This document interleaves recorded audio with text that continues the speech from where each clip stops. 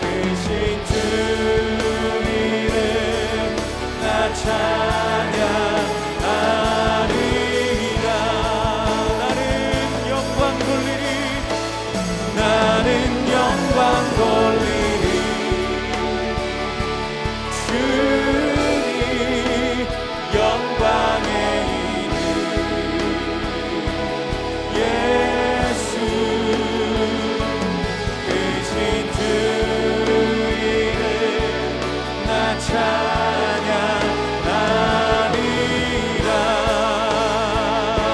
크신 주 이름 크신 주 이름 나 찬양하리라.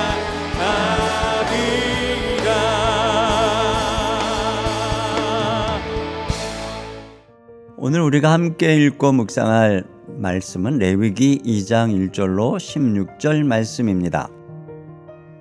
누구든지 소재의 예물을 여호와께 드리려거든 고운 가루로 예물을 삼아 그 위에 기름을 붓고 또 그 위에 유향을 놓아 아론의 자손 제사장들로 가져갈 것이요 제사장은 그 고운 가루 한 웅큼과 기름과 그 모든 유향을 가져다가 기념물로 제단 위에서 불사를 찌니 이는 화제라. 여호와께 향기로운 냄새니라. 그 소재물에 남은 것은 아론과 그의 자손에게 돌릴지니 이는 여호와의 화제물 중에 지극히 거룩한 것이니라. 내가 화덕에 구운 것으로 소재의 예물을 드리려거든 고운 가루에 기름을 섞어 만든 무교병이나 기름을 바른 무교 전병을 드릴 것이요 철판에 붙인 것으로 소재의 예물을 드리려거든 고운 가루에 누룩을 넣지 말고 기름을 섞어 조각으로 나누고 그 위에 기름을 부을지니 이는 소재니라. 내가 냄비의 것으로 소재를 드리려거든 고운 가루와 기름을 섞어 만들지니라. 너는 이것으로 만든 소재물을 여호와께로 가져다가 제사장에게 줄 것이요 제사장은 그것을 제단으로 가져가서 그 소재물 중에 기념할 것을 가져다가 제단 위에서 불사를 찌니 이는 화제라. 여호와께 향기로운 냄새니라. 소재물에 남은 것은 아론과 그의 아들들에게 돌릴지니 이는 여호와의 화제물 중에 지극히 거룩한 것이니라. 너희가 여호와께 드리는 모든 소재물에는 누룩을 넣지 말지니 너희가 누룩이나 꿀을 여호와께 화제로 드려 사르지 못할지니라. 처음 익은 것으로는 그것을 여호와께 드릴지나 향기로운 냄새를 위하여는 제단에 올리지 말지며 내 모든 소재물에 소금을 치라. 내 하나님의 언약의 소금을 내 소재에 빼지 못할지니 내 모든 예물에 소금을 드릴지니라. 너는 첫 이삭의 소재를 여호와께 드리거든 첫 이삭을 볶아 찌은 것으로 내 소재를 삼되 그 위에 기름을 붓고 그 위에 유향을 더할지니 이는 소재니라. 제사장은 찌은 곡식과 기름을 모든 유향과 함께 기념물로 불사를 찌니 이는 여호와께 드리는 화제니라. 할렐루야. 이 아침 가운데 나오신 사랑하는 성도님들을 환영하고 축복합니다. 오늘 말씀과 기도를 통하여서 하나님과 동행할 수 있는 이 하루가 될 수 있기를 축복합니다. 우리가 어릴 때는 생일이 다가오면 괜히 마음이 설레이죠. 생일날만큼은 주인공이기 때문입니다. 저희 아이들은 생일이 지난 바로 다음 날부터 다음 생일을 생각하며 마음이 설레이는 중입니다. 생일하면 음식이 기대가 되죠. 대표적인 음식이 미역국이가 케이크 등이 있죠. 누구를 위한 음식인지 모르지만 구세대와 신세대 아니면 동서양의 조화를 이루고 있습니다. 그리고 무엇보다 기대하는 선물들이 다들 있기 마련이죠. 아이들은 생일이 되면 자신이 주인공인 것을 알고 너무나 당당하게 원하는 것들을 요구하죠. 이미 찜해놓은 선물들을 요구합니다. 생일날은 찜한 것을 받는 날이라고 아이들은 생각을 합니다. 그런데 청년이 되고 또한 장년이 되면 생일을 설레야 하지 않는 것 같아요. 어릴 때에는 동심을 잃은 것일 수 있고 또한 삶이 고되고 힘들어 생일이라도 특별하게 여길 수 없을 정도로 바쁘게 살아가기 때문일 것입니다.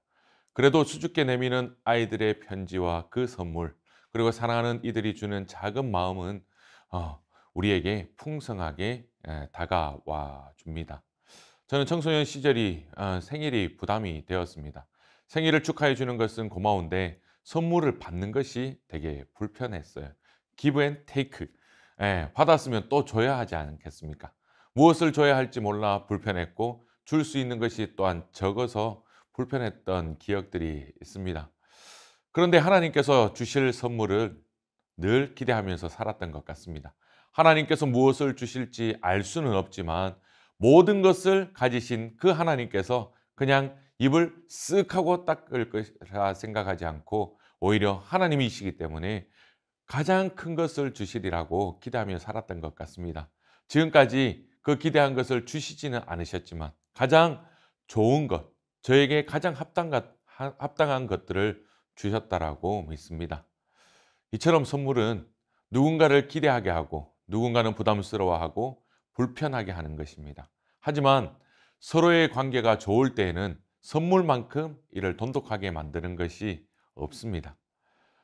구약시대 제사에도 선물의 개념이 있죠. 오늘 본문에 나타나듯이 5대 제사에서 유일하게 피를 동반하지 않는 제사인 소제가 선물의 의미를 가진다는 것이죠. 소제를 뜻하는 히브리어 민하, 구약에서 광범위한 용도를 갖고 있는데요. 소제는 다른 사람에게 주는 예물, 또한 우리가 쉽게 생각하는 선물을 의미합니다. 제가 친하게 지내고 있는 형의 딸이 있습니다. 그 딸의 이름이 미나입니다. 그 이름이 뭐냐고 물으니까 하나님의 선물인 동시에 이 아이를 통하여서 세상에 선물 같은 아이가 되기를 소망하며 지은 이름이라고 이야기를 들었습니다. 이처럼 미나는 선물입니다. 창세기 32장에서 야곱은 고향으로 돌아갈 때 형 에서를 위해서 예물을 준비했죠. 여기에 사용된 단어도 바로 민하입니다. 다른 사람의 호의를 얻기 위해 드리는 선물이고 어떤 나라가 통치자에게 바치는 공물의 의미이기도 했습니다. 또한 창세기 4장 1절에서 5절 말씀을 보시면 인류 최초의 제사에서 가인은 땅의 소산물을 제물로 드렸고 또한 아벨은 양의 첫 새끼와 그 기름을 하나님께 드렸습니다. 여기서 가인이 드린 제물과 아벨이 드린 제물에 쓰인 단어가 바로 민하입니다. 즉 두 사람은 다 소제의 제사를 드린 것이에요. 가인과 아벨은 하나님의 호의에 감사하며 하나님께 경의와 존경을 표시하며 같은 소제의 제사를 하나님 아버지 앞에 올려드렸습니다. 하지만 하나님의 반응은 달랐죠. 아벨을 향하여 그리고 그의 제물을 향하여 보셨으나 가인을 향하여서 그리고 그의 제물을 향하여서는 응하지 않으셨습니다. 두 사람이 소제의 제사를 드렸으나 누구의 제사를 보셨고 누구의 제사는 보시지 않았다는 것을 우리는 성경을 통해서 알 수 있는데요. 히브리서에서 이것을 믿음이라고 말씀합니다. 아벨은 믿음으로 제사를 드렸으나 가인은 믿음으로 드리지 않았던 것입니다. 그래서 제물의 문제가 아니라 드리는 자의 마음의 문제임을 성경은 말씀하고 있습니다. 이 제사의 원리, 이 예배의 원리는 제물이 아니라 드리는 자의 마음에 있다는 것을 우리는 늘 기억해야 할 것입니다. 사무엘이 이스라엘 왕을 세우기 위하여서 이새의 아들들을 만났을 때 하나님께서 사람은 외모를 보지만 나 여호와는 중심을 보신다라는 의미를 기억해야 합니다. 하나님께서 모세를 보내셔서 하나님의 백성을 구원해 주셨습니다.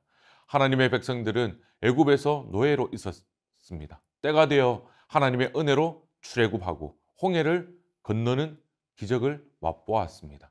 또한 시내산에서 언약을 맺고 우리의 하나님이 되셨습니다. 우리의 하나님이 되시고 우리는 하나님의 백성이 되었을 때 하나님과 우리가 교제할 수 있는 방법으로 주신 제사가 바로 오늘 본문의 소제입니다. 그런데 백성들은 소제의 의미를 잘 알지 못했습니다. 세상은 동등한 자격과 자리에서 교제를 나누기를 바라죠. 서로에게 주고받음으로 인하여서 관계를 맺거나 관계를 유지하며 살아갑니다. 그러나 하나님의 백성은 그렇지 않습니다. 노예로 있던 우리를, 세상에서 절망하며 살아가던 우리를 하나님께서 잊지 않고 기억하시면서 값없고 조건 없는 호의를 우리에게 베풀어 주셨습니다. 그로 인하여서 우리는 애굽을 나왔고 또한 홍해를 건넜고 우리의 원수들을 수장되는 것을 보게 된 것이죠. 하나님이 어떠한 분이신지 그분의 능력을 경험했습니다. 낮에는 구름 기둥으로, 밤에는 불기둥으로 바위에서 물과 만나를 주셨습니다.